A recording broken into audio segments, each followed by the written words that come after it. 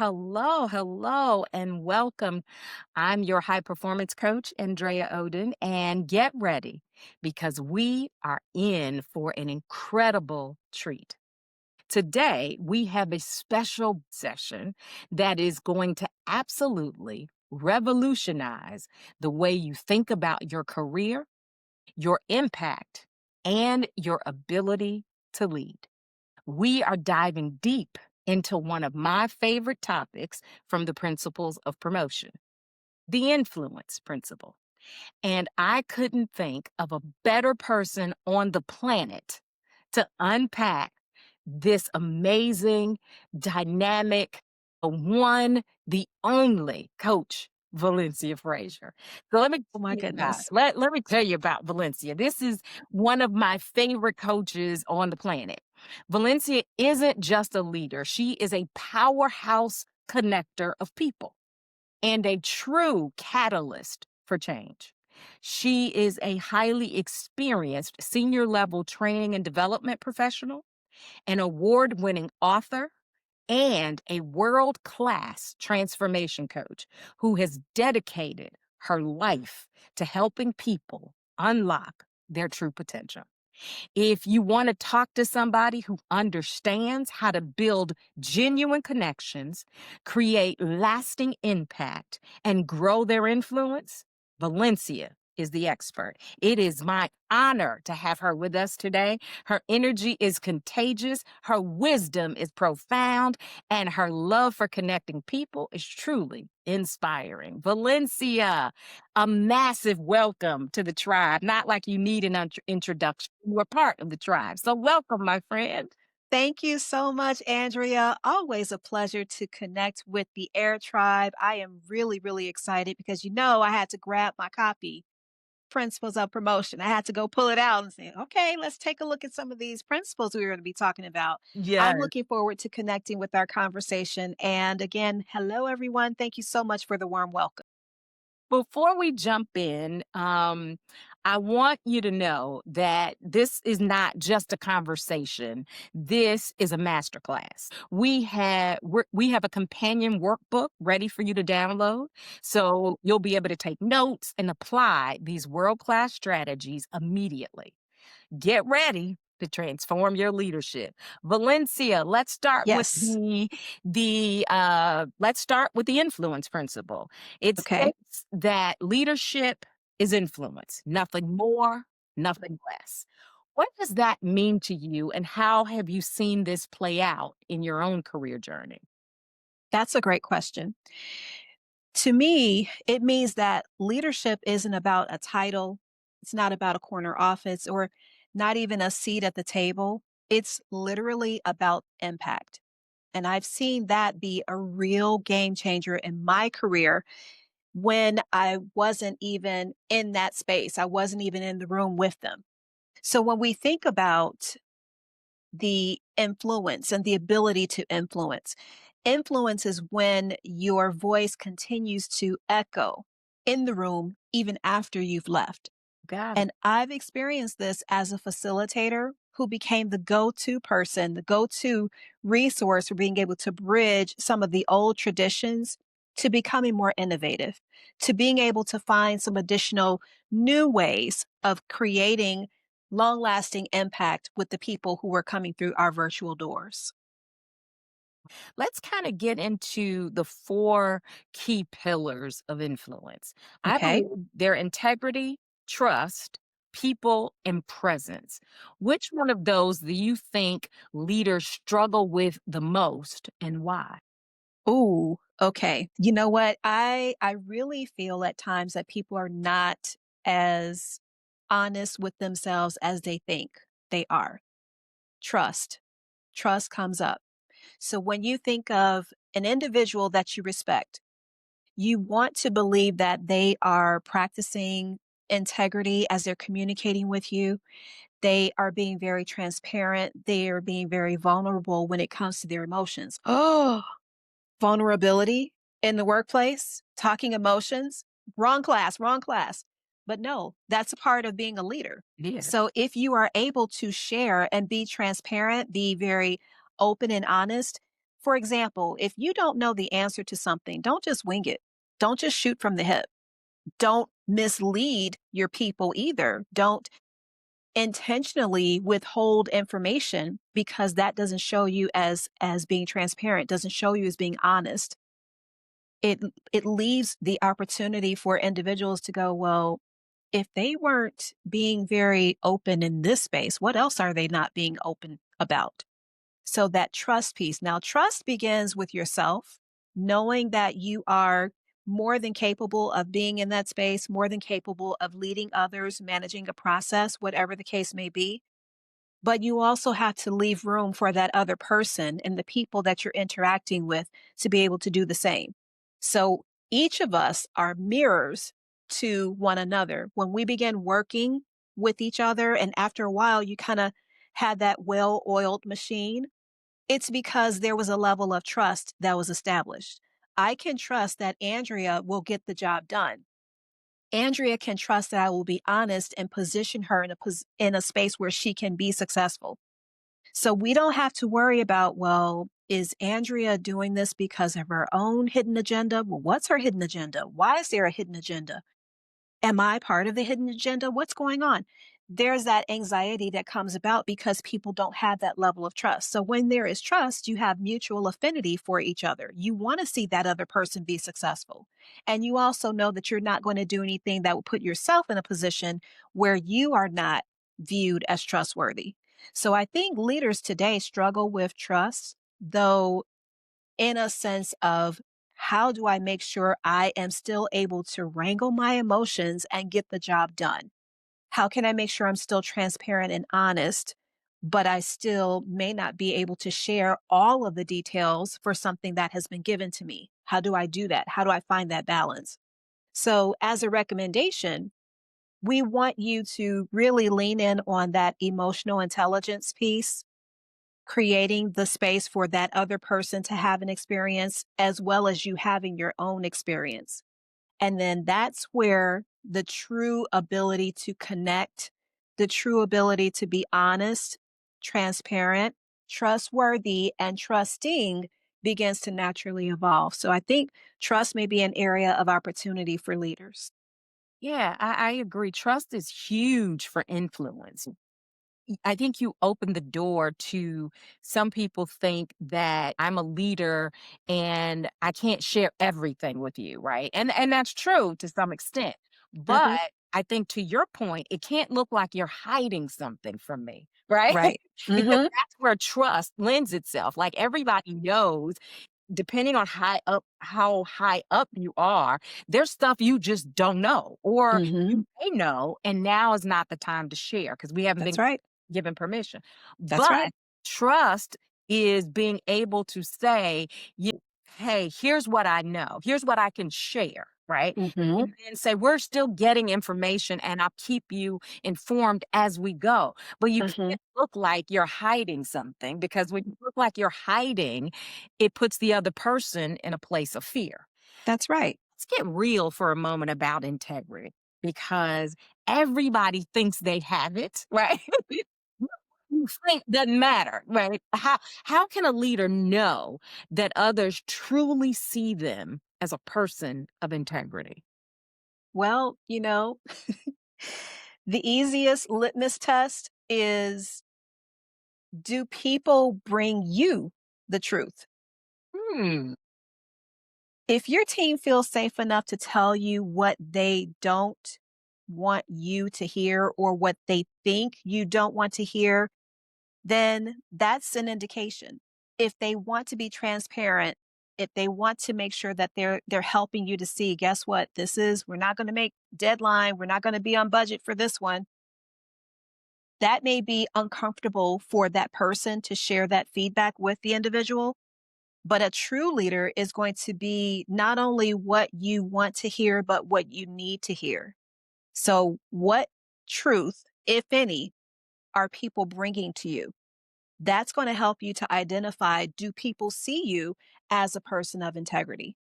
Because integrity and trust go together. I was having a conversation with a client, and I'm actually teaching trust and inspiration at an organization. And so I'm meeting with a leader and her direct reports.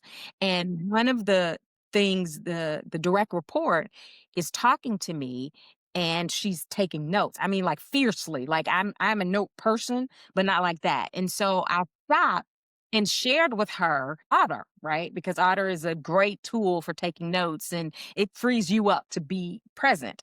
And one of the things she said to me was, I'm going to do that because I have to take notes every time because I keep getting misquoted.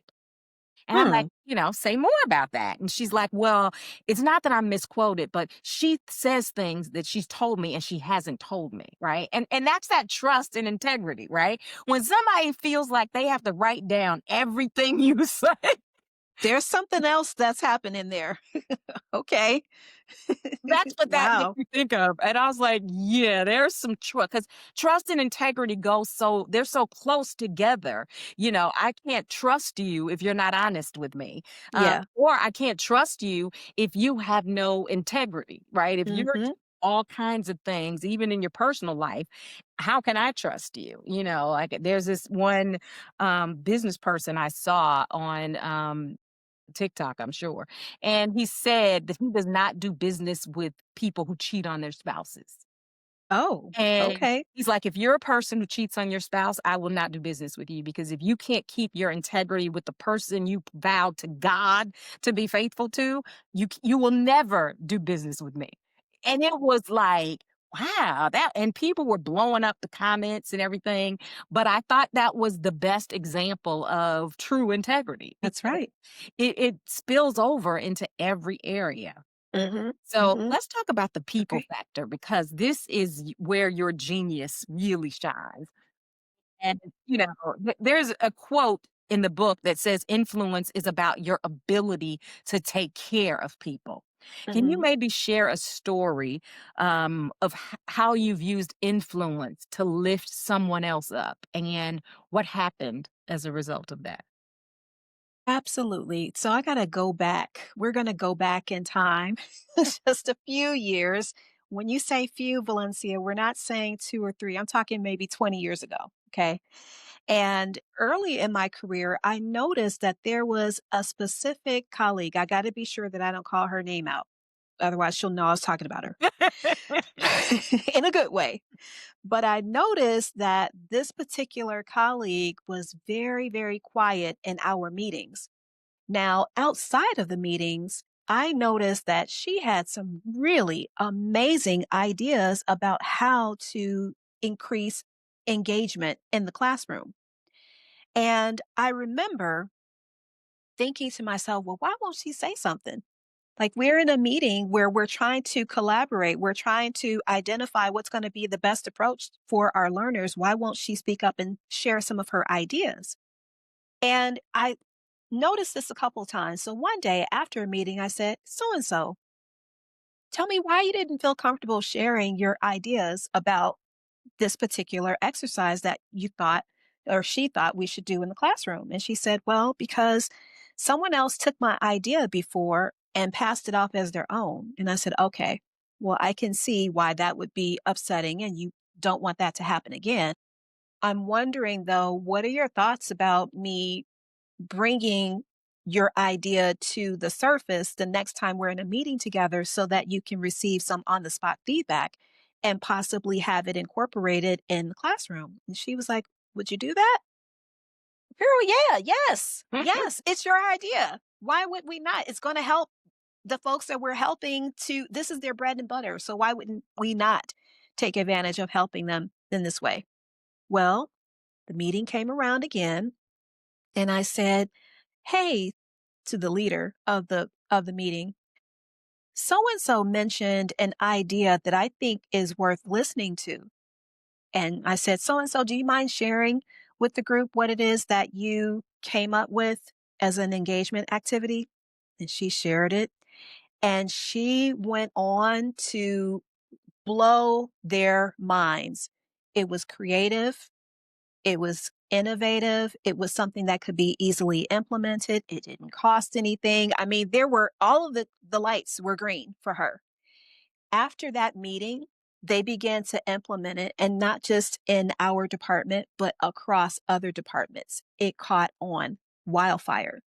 And she stopped me and she said, Valencia, I just want to thank you because you were able to pull me out of my shell. I had some shell shock based on the experience that I had before, but because you didn't take it and run with it as your own, you were able to help me. And for that, I thank you. She's since been promoted a couple times and now and now she's at a point where she feels like, "Okay, I'm ready to start looking at the second half of my career."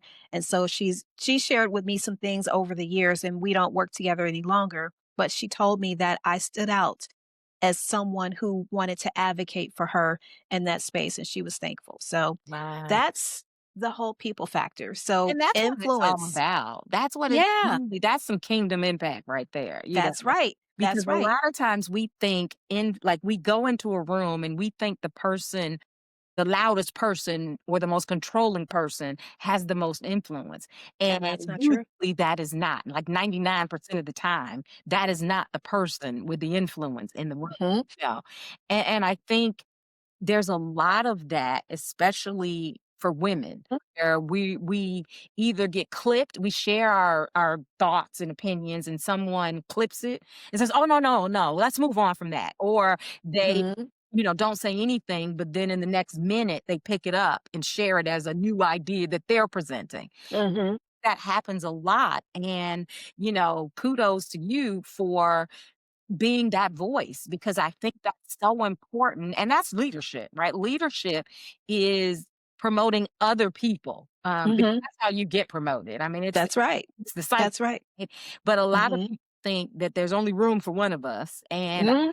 to be the one. That is the worst kind of leadership that never gets anywhere. Mhm. Andrea, an additional point I wanna make sure I highlight, something that you just said. When we think about influence, influence really multiplies when it's used to amplify others Yes. Because they because you. become a mouthpiece for you at that point, you Exactly, know? exactly, That's the thing I exactly. I share with people all the time. When you help someone else shine, now they become a megaphone for you because 'cause they're telling Mhm. everybody who did that for them. That's right. And they're reaching people, they're telling people you don't know, and that's the true power of influence. Yeah, Mhm. Mhm. You got it. You yeah. got it. Spot on. You are this side of brilliant at developing people.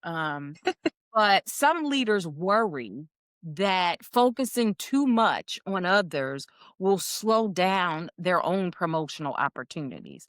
So, how do you balance taking care of the team while still advancing your own career? So this is something that I had to find my footing on. For me, I see it as developing people and advancing my career. They're literally the same thing. When I help someone else shine, I'm expanding my leadership footprint. I am helping to understand that I made an investment in this individual. People remember who invested in them. And as they, like you just mentioned, they now become a megaphone for you. So as we think about elevation and development and personal growth and transformation, my belief is if you elevate people and business, you got to be committed to both. So, in order for your business to be profitable, in order for your business to continue to grow, or whatever your business is, you have to invest in your people. And investing in your people allows them to be able to find their own strengths, to find their areas of opportunity, and be able to lean in on what needs to be refined a little more as they are growing into the role or pursuing other opportunities. So, when we think of how do I wrap all of this up? Expanding your brand, expanding who you are is based on the behavior that you are how can I say it? The behavior that you are showing up as yourself. You're being authentic, you're being genuine. But when we also help others, we're holding the mirror up to them to be able to do the same. Can you find your voice being genuine, being authentic, being unafraid to share your brilliance with other people? So bringing it all together, they're really, as you mentioned, they go hand in hand. So when you help someone else shine, that shine is going to reflect on both you as well as the person, And not that's in a way that's right. threatening. That's legacy. Yeah. You know, when you teach somebody how it's done correctly, and then they go teach it to someone else, that's your legacy being spread, and it keeps, going and going like a snowball. Uh-huh. I so agree with that, and I think a lot of people just don't get it. Uh-huh. Oh, let's switch gears just It's a ripple. it is, yeah. Yeah. It's a total ripple effect. Let's talk about presence. Oh boy. And we say this, we've been saying this, you and I both, for years, that in every room, be the leader you aspire to be. Uh-huh. And we Uh-huh. talk about how people show up on Zoom calls because depending on who's in the room, they don't think they have to show up a certain way. Ooh. So let's talk a little bit about presence. What does that look like practically when we talk about executive presence? Because I think presence goes with influence, right? You cannot, Mhm. you have a leadership presence, an executive level presence, right? And that Mhm. Mhm.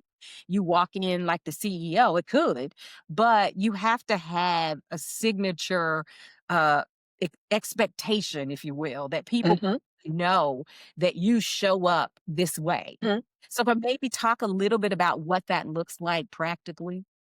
Sure.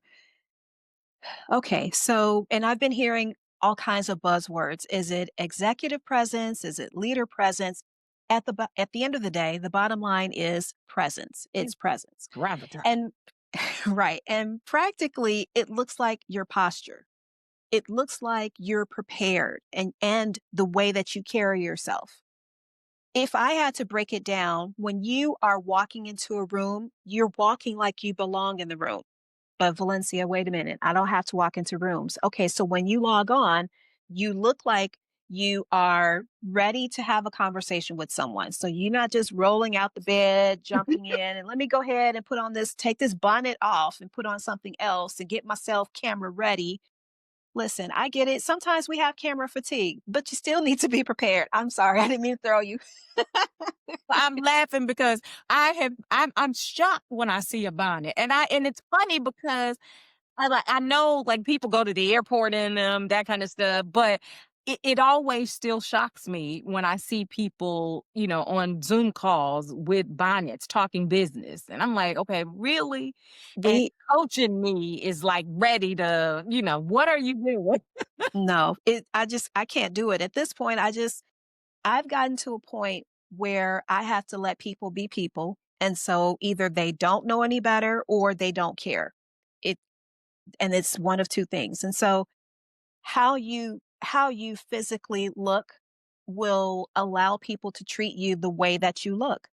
Empower people to treat you the way that you look. And so I would say first, make sure that you're walking in with your head held high, your shoulders back, and you might have to do or take a page from Tyra Banks and smile with your eyes. Mhm. Make sure you soften your expression so that people not see you as a pushover, but see you as approachable.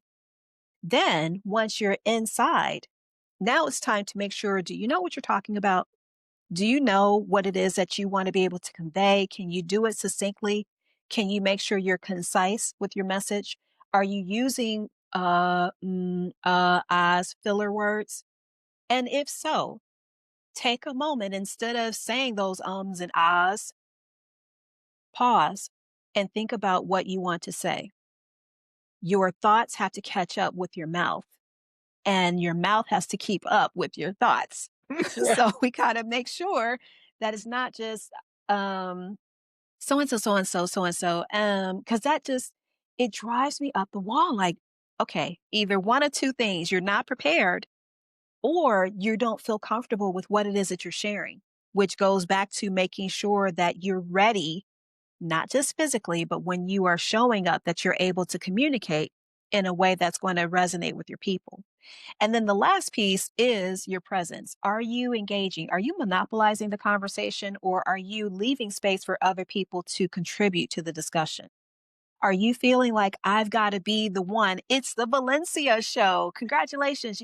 No. So here's the thing, you got to be able to recognize and read body language. If you see this, Someone may not want to speak up. Yeah. This is a tell that, ooh, I got to keep my mouth shut. Yes. If you see this, I'm closed off. Mhm. Now, Mhm. I might be self soothing if I'm rocking. Okay, what's going on that you're rocking? What am I sharing that's rocking your world at this point? Yes. So, again, thinking of how do I do this? Having that warmth, that approachability, this is the signal. This is your message that says, I belong here, and so do you. Let's get this done.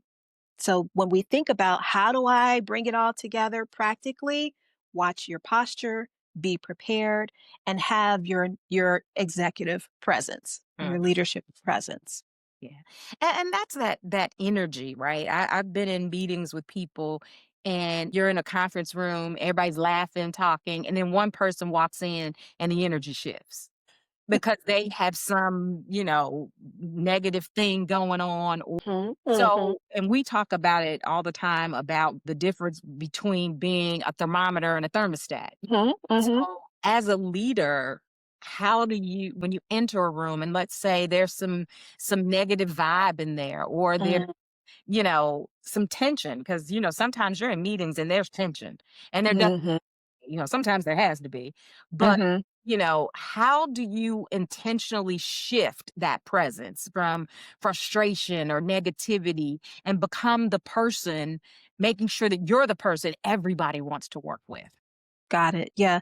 So even before you set foot inside this room that is negative, or logging on to this conversation, this call that's negative, you have to change your state of thinking first. So step out, gather yourself, breathe, allow yourself to reframe and say, okay, what is happening is not something that I need to absorb. What is happening has nothing to do with me. I'm here for a reason. Okay, so let's talk about if you're in a virtual space. Most of us are in virtual spaces. So that means maybe you turn your camera off and you do the same thing. You breathe. Make sure your mic is muted because we don't need you sounding like Darth Vader. But make sure you make sure you breathe. Make sure you're breathing through and you're reframing your thinking. So it's more so subconsciously, what do I want to walk away with? What energy do I want to be remembered for in this meeting? The person that was negative or the person who is impervious to negativity? The person who's able to still show up, contribute to the conversation, and then step back and let that person who is negative or unhappy or whatever their issue is, it has nothing to do with you, has everything to do with how they see themselves in that moment. And we don't know. Maybe they heard terrible news before you actually walk through the door. Assume positive intent means that we're going to give the benefit of the doubt and understand that we're all having human experiences. We don't know how someone else is going to receive information. We don't know how people process their emotions. Sometimes people don't. And when that happens, it tends to come out in a way that, wait a minute, where did that come from? It never just happens. It's literally, okay, that was a tipping point, and now here we are. So and so blew up. Oh, okay. So here now this person has this negative storm cloud following around with them, and nobody wants to collaborate with that. So even if you find yourself walking into a room where there is negativity, you start by reframing yourself first, breathe through it, think about what energy do I want to have contributed to this meeting, and how do I want to be remembered in this meeting, and then go about your day. You can't let what somebody else is doing impact what you're doing. Exactly. Yeah. Now you've worked with countless professionals.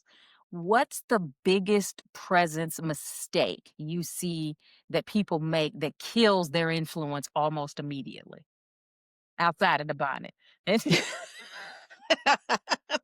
Besides the bonnet, girl, you mean showing up in my bathrobe? Well, I would hope that a leader isn't doing that. Oh my gosh, please don't. unless you got some kind of fun incentive that's happening and it's pajama day at work or whatever.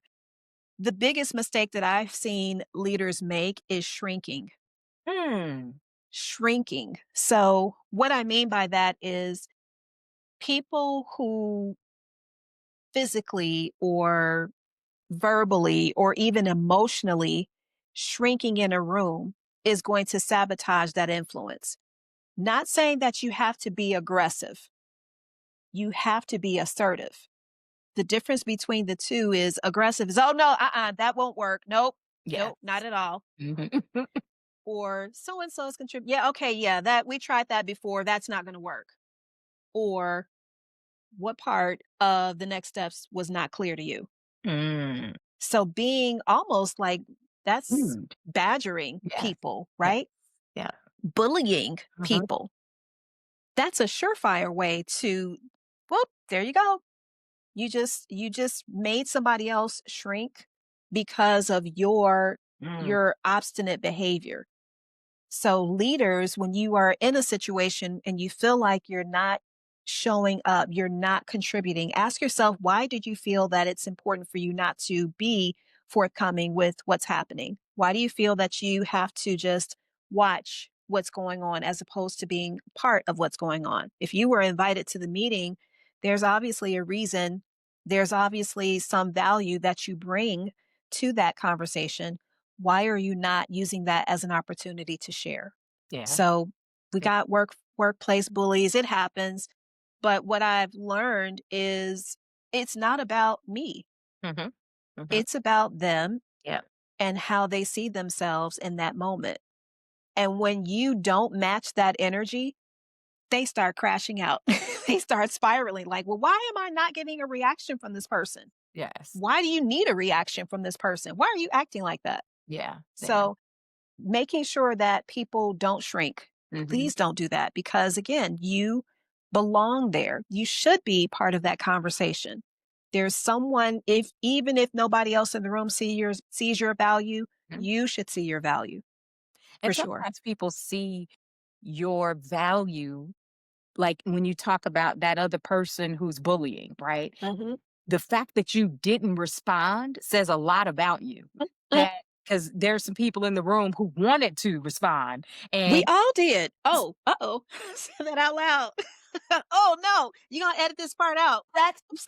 when you are able to maintain your composure, especially in the face of a bully, or and don't break character, hold the stare, just Hmm. look because in the moment you're shocked, but if you don't shrink and don't respond in their way, that says volumes about your influence and your Hmm.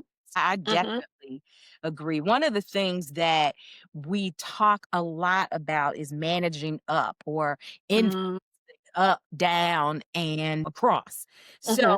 when it comes to influencing up and down and across the organization, can you maybe share a real life example where of how someone can influence up when they don't have that power position yet? I hear a lot of stuff, "Well, my manager won't let me do that." I was like, "Okay, that's not true, right?" Like, we're Okay. adults, and I understand what they really mean, but they haven't learned to influence up. So maybe if you could speak a little bit to that, and how do we influence up, especially when we don't have the position, we don't have the title yet? Mhm, mhm. Sure, I can speak to that. So, in order to influence up without the title, that doesn't mean you don't have power. Okay. By being solution oriented, let's think about the lens of your leader. They got 50 gazillion things that are happening. If you bring your leader not just problems, but something that's well thought out, that aligns with the goals, then you're going to gain that influence even without the title. Mhm. An example that comes to mind for me is I had a class that I needed to facilitate to brand new people. And one of the requirements is that they have access to some of the systems and the tools that we need in order to get them upskilled for their role. Unfortunately, I ran into a situation where sometimes they didn't have access. Sometimes they didn't have not access to the tools. Sometimes they didn't have the equipment that they needed, their iPads or their cell phones. And I know that when I'm facilitating content to them, I'm limited with how much time I have to do what I need to do so that they're prepared to transition to the next stage of their learning journey. And I decided, okay, this isn't working for me because I'm getting frustrated that they're not able to log in. They don't even have the information that they need, the equipment, the credentials, all of that. So I took the initiative and said, let's start with our sales process first. And then that'll give the other business partners an opportunity to make sure that they get access and they get their equipment assigned to them. All of those things to make sure that they're able to hit the ground running when they transition. Well, lo and behold, I created something. I did something. I was just frustrated because can you imagine if I have, let's just say, 25 people and 5 people are the only ones that have their information? Mhm, mhm. That's going to be frustrating as all get out. So Yeah. I've decided, you know what? Let's make sure that we give them the time because I'm assuming positive intent. I don't know what their leaders, I don't know what their process is, but I do know that with the people that I have, we're going to continue on because I can't ask for more time for their training because I didn't have my iPad. I mean, you just come on. So being able to come up with this pivot allowed me to continue staying on track, making sure that everyone needed and got what they needed. Once we were done with class, they were still able to hit the ground running. And based on the data, I've seen that they've been able to get even better at their roles sooner than if I had not followed that pivot. Yeah. So, And some people would have this is what I always say, make if you're a supervisor making $60,000, you need to make a $60,000 decision, right?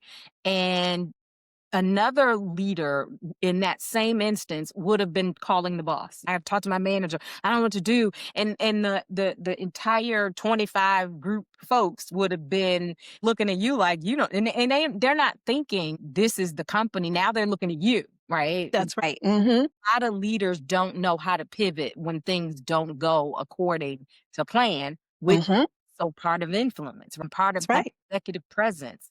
Mhm. So let's give a really practical step. Somebody who's listening right now and they're saying to themselves, I know I want to build my influence, Okay. but I don't know where to start. What's your Okay. advice for getting that first win? Okay. I would say start small. So starting small means volunteer to lead a project. Maybe you are using Microsoft Teams to help with capturing the notes. So you're running a meeting recap with someone on your team that was absent, with a peer, or even someone else who is in a different department and was not able to participate. Then I would say, think of how you can continue to rinse and repeat. What other opportunities can you seek out to allow your ability to organize, your ability to be proactive, and your ability to be creative with your willingness to help in this capacity? How can you recreate more of those moments? You don't have to think, oh God, I got to think like a CEO right now. Yeah, yeah. No, start small, right? So, how do you eat a big elephant piece by piece? You Exactly. don't have to start eating all of the elephant. Oh, wait, no elephants were harmed Yeah. during the recording of this session, With that, yes. right? So, just make sure that you think of where are you today and how can I start out bite sized nugget, and then show up that way and see if that works. Yeah, a lot of people think I can't do it because I don't have the title, and I often tell the story of I was brought into an organization, leader had joined the organization like a year prior and still just hadn't really connected with the team. And the team had been like a pretty good performing team, not perfect, but good. And they were Mhm. kind of taking a dive. And so I was brought in to help. And so I go in and I play this game called the leadership game. And so I'm standing there and it's really fun and engaging. And so I play the practice round. And so just so people can see how it goes. And I ask a question, nobody moves, right? And finally I pick somebody and the guy looks across the room at somebody else. And then he answers the question. And the person he looked to, gave a proud look. So I thought, okay, that's interesting. And, I asked another question and picked another person. Exact same thing happens. They look at this woman, older woman, just nice looking lady, just an older woman sitting there. I'm like, what the heck is going? So it's like four times everybody looks to her. And she doesn't look mean or anything, you know. And when they respond, she looks proud, Mm, And okay. finally, I kind of stopped because I realized that's the power in the room. She has more influence than anybody in this room right now. 'Cause they're looking to her. Yes. And so I ended up stopping the training, taking like a 15-minute bathroom break. And her name is Uh-huh. Miss Betty. I pulled Miss Betty out into the hallway. And I said, Miss Betty, really, this is a really fun game, and I'd love it if you would facilitate it. I think that the team really trusts you. I can see that. Would you mind if I teach it to you real quick? Would you facilitate it? She was like, absolutely. Miss Betty goes back in, and the minute she stands at the front, everybody is excited. They're on the edge of their seat, hands go up. She puts them in teams, and and I'm sitting there going, there's the lady with the influence. Miss Betty was a 25-year supervisor and people trusted her. Her Mhm. word was magic, right? Okay. And Mhm. it was the weirdest thing, but the most beautiful thing at the same time, right? And I ended up coming back to the leader and saying, just one on one, let me tell you what you need to do, girl. You better be friends with Miss Betty, first of all. Yep, Miss Betty know where the people are. And we ended up putting things in place where Miss Betty could help and facilitate because she needed to build trust that she didn't have. But that's the story I often tell that. And by the way, Miss Betty ended up getting a promotion that wasn't even in the books because she had Who that here power. who here is surprised? Yeah. Anybody? That's the power of influence. When people can trust you, they can come to you knowing that you have their best interest at heart and Mhm. you're going to have integrity and not hurt them, Mhm. trust you. And that's how you build influence. That's And right. a lot of people think I'm gonna have that influence when I get the title. And if Yeah. you don't have it before you get the title, you won't have it. You won't have it. No. Right. And Yeah. that's again, like you said, so that initial the starting small, the initial starting small is going to build momentum. So that first win that you get is proof that you can do it. Yeah, I know. So, what's a mistake, maybe a mistake you made early in your career that taught you about influence and the value of it? Because what I want is, I want our listeners to know how real influence is and avoid making some of these small mistakes that seem harmless at the time, right? Mhm. Mhm. Mhm. Mistakes that you make, especially around influence, become part of your brand and they stay with you. Yeah. So I would say you got to be careful that you are not cocky. Mm. There's a difference between being cocky and arrogant and being confident. Now, confidence shows up in a way where you are well able, and capable of doing what it is that you've been asked to do. But not only what you've been asked to do, but you are looking for opportunities to help others to make sure that they are not in the way of the success of the project. An example that comes to mind is there was a young lady who was supposed to facilitate part of a class assignment for me because I got pulled into another meeting. And I made it a point to outline everything A, B, C, D, do A1, A2, A3, A4. outlined everything because I want to make sure that she is positioned for success. It's like the Vidal Sassoon commercial. You don't look good. We don't look good. I know I just dated myself, but I made sure, You I made sure that I made sure that I positioned her to be successful. Mhm. One of the things that she mentioned was she thought that I was, and she didn't say this to me, but she thought I was annoyed by the questions that she asked. Okay.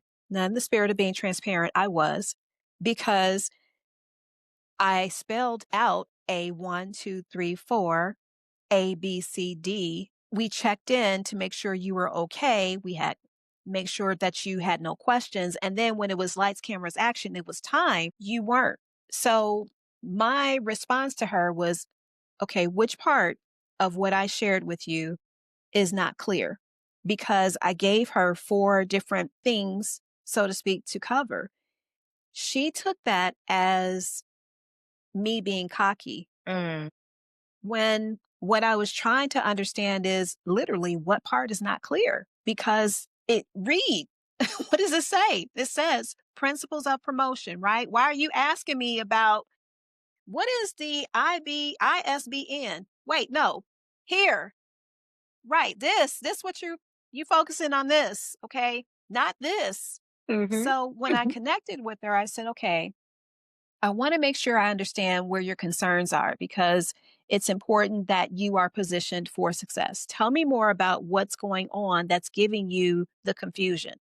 And she said, well, admittedly, I process information in a different way. Okay. So what does support in this moment look like for you? Now I'm coaching her to be able to take ownership of what it is that I gave her. That's that's not the arrogance.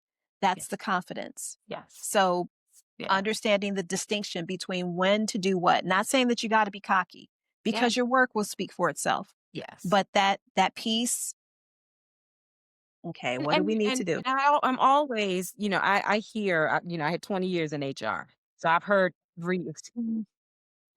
I've heard it all. And, I often hear people say, well, I process information differently.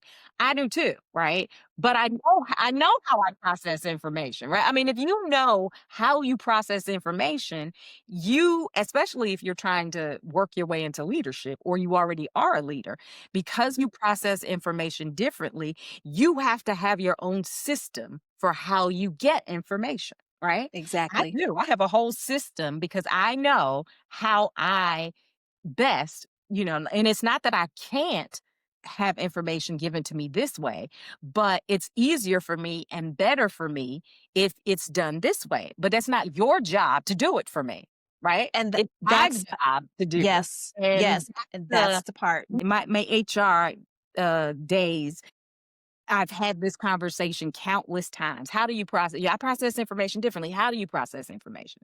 Well, I like to have things written out. Okay, so who's going to write it out for you? Right. So this is what I suggest you do, and this is on you, not on the person who's The giving other person. you information, right? Right. And that's what I said. I was like, okay, you are responsible for your success. My goal is to make sure that you're put in an environment where you can be successful. But this is a partnership. So before we leave, what other questions or comments or cries of outrage? I kind of keep it light so that she doesn't feel like I'm picking on her. But I was like, girl, come on. I Yeah. can't. I'm being pulled in a different direction. I have other things that I need to do. I can't just wait for you No. to try to catch up on knowing what your process is for applying this. Stop focusing on this. Turn the book around. Here, this what you're Right. focusing on. So I can't let you go without sharing my favorite Valencia story. So Lord, okay. you Wait a are minute, hold it. You are an amazing connector of people and building relationships. So, I don't remember what year it was. I could find it if I need to, but it was the last season of Oprah. Oh, We were in Chicago and we had tickets to see Iyanla and Oprah. And I was running late, which I never am, and traffic was everywhere. And I'm calling you, and I'm worried that you're by yourself and you don't know where to go. And I'm like, oh God, I gotta get there. And I'm like, literally, I was with somebody else. I jumped out of the car and I'm running to find you, because I just don't want you to be by yourself and we don't know where we're going. And I get there and I'm looking and all of a sudden I see this crowd of people on the corner, but I'm still looking for you and trying to find you. And I'm like, where is she? Where is she? So the crowd disperses just a little bit and walks away, and I see Valencia in the middle. This is her crowd, and she's talking to people. She's passing out business cards, and she's like, Andrea, come here, come here. And says, let me introduce you to Andrea. And she's introducing me to people. And I'm like, okay, I had absolutely nothing to worry about. We left the Oprah show with like a stack of business cards, both of us. And of course I didn't know who these people were, what they did, but she was able to tell me this is who you need to talk to. This person did this person did. I put it together for you and then tell you who's gonna call you, right? Harpo Studios, Yes, Andrea. Harpo Studios. And it was so funny because I am an extrovert, but not that way, right? I think that I know that that's a gift, but I also know that as a leader, especially building influence, you have to be able to connect with people and build relationships. So maybe share how someone can be better at connecting people because I think a lot of times we meet people who have absolutely nothing to do with our career, right? Or our life. And it's like meeting the single guy, right? If you're married, you meet a single guy, you don't think nothing about it. But in reality, you should be thinking, this is a great guy. Who can I introduce him to? Mhm. So, how do we as leaders make sure that we're also connectors and building relationships, not just for ourselves, but really to be able to connect the right people together? Because that's what builds your sphere of influence. Yeah, absolutely.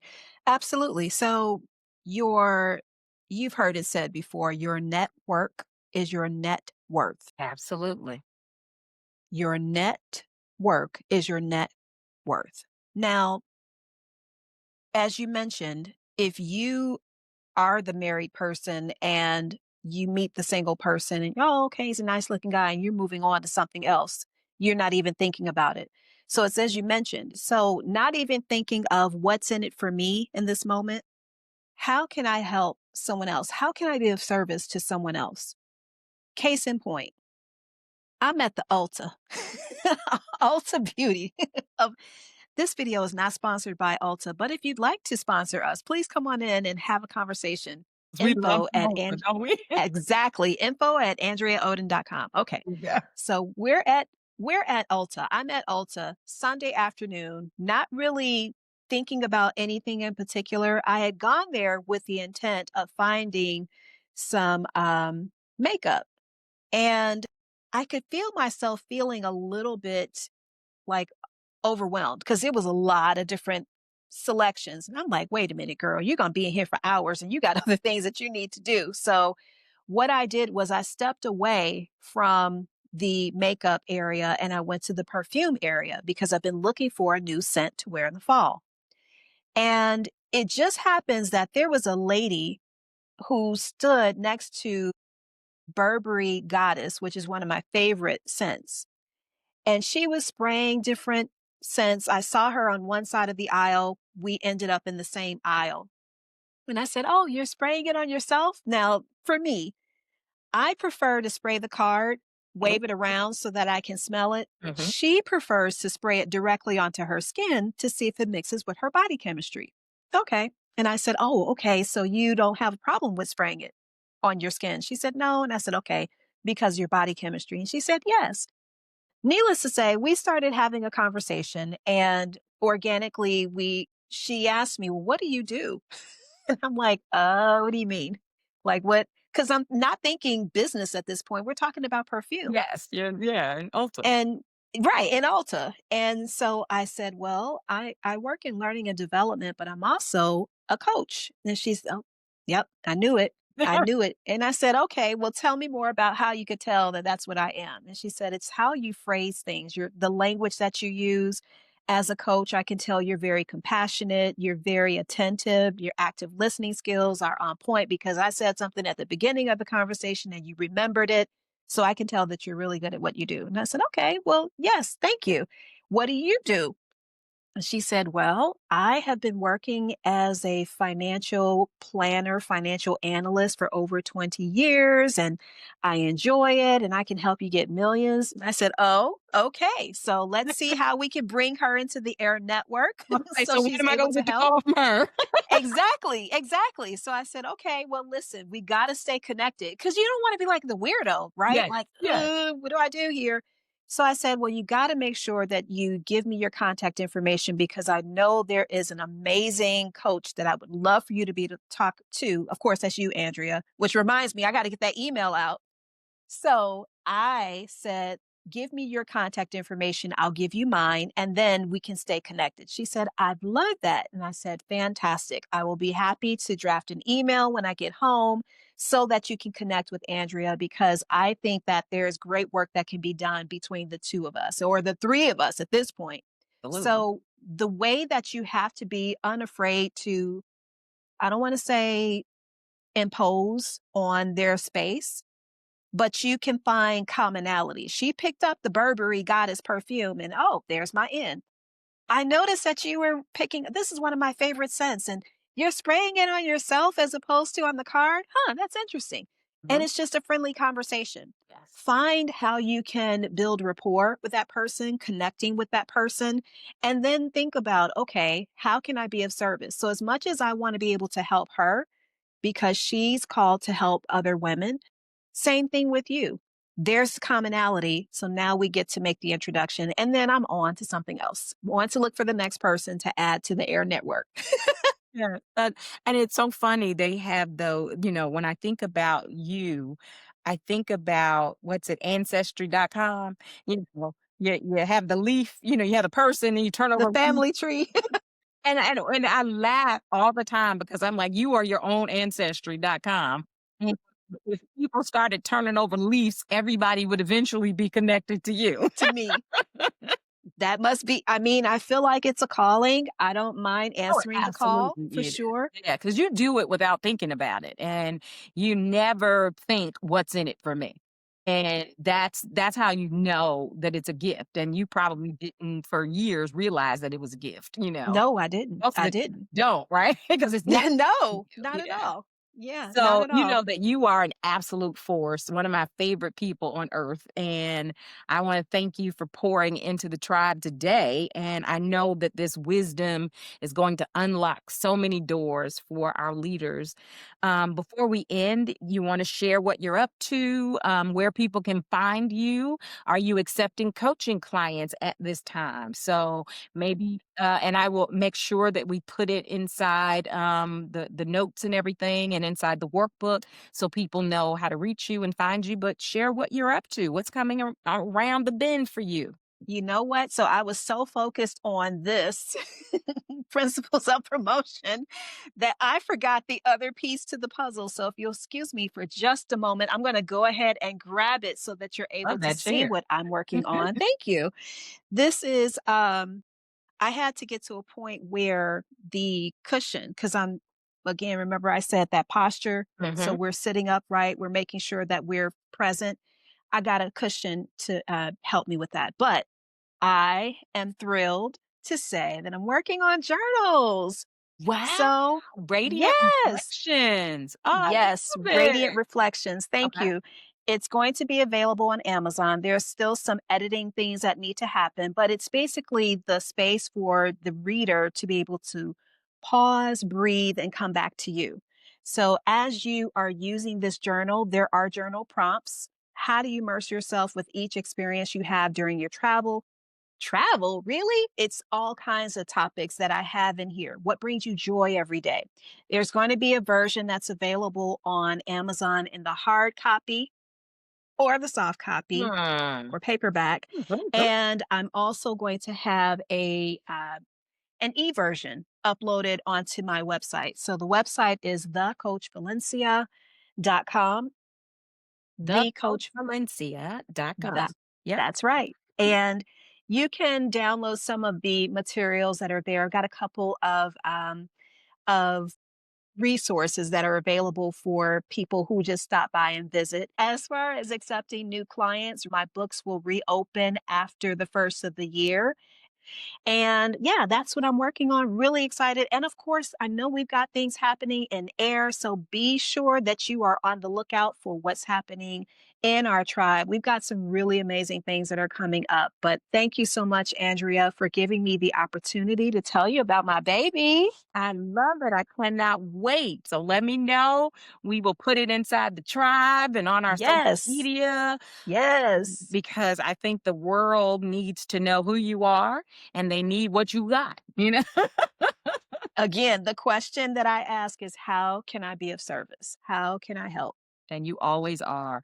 So my suggestion, if you are watching this replay inside the tribe or outside the tribe, my advice to you is this is the coach that you need in your life. Most giving, most generous, most honest, and accountability coach you will ever have.